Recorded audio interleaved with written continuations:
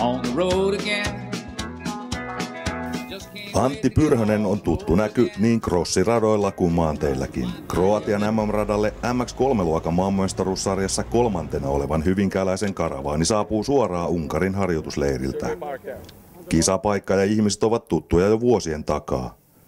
Kilpailullinen maailma tietenkin on, mutta sanotaanko reilu, että kyllähän tuossa on monia vuosia noiden kavereiden kanssa tullut kierrettyä ja tiimit ja mekaanikot aika pitkälti säilyy tässä samassa sarjassa ja tavallaan samassa perheessäkin, niin kyllä siellä ihan niin reilu meininki on ja ihan hyvä fiiliskin on. Ja paikat on tullut tietenkin tutuksi, että ympäri Eurooppaa ja on käynyt Etelä-Afrikassa ja Etelä-Amerikassa ja Japanissa ja Amerikkaan myöten ajanut kilpaa, että nähnyt muutakin kuin Euroopan, mutta nämä Euroopan paikat on tosi tutuksi tullut ja niitä on useita kymmeniä kertoja tullut mentyä samoin mestoja.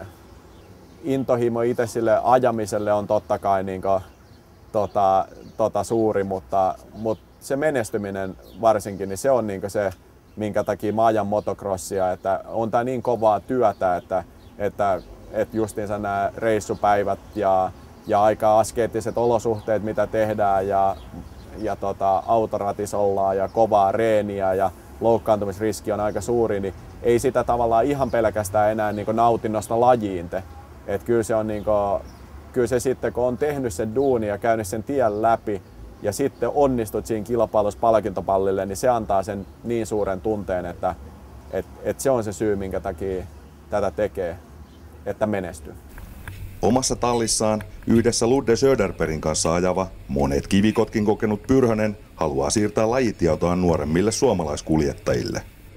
Joo, totta kai mä näen hyötyä siinä, että mä ajan Antin kanssa samassa tallissa. Että Antilla on kuitenkin, mä itse vähän nuorempana kundina, mä oon 22-vuotias ja Antti on jo suunnilleen lähelle 20 vuotta ajanut rossia ulkomailla, niin on se kyllä siitä paljon saa erinäköisiä just vinkkejä ja asioita. Antti on joskus sanonut, että se on itse tehnyt aikoinaan kaiken väärin kerran, niin tätä tietää, mitä ei kannata tehdä.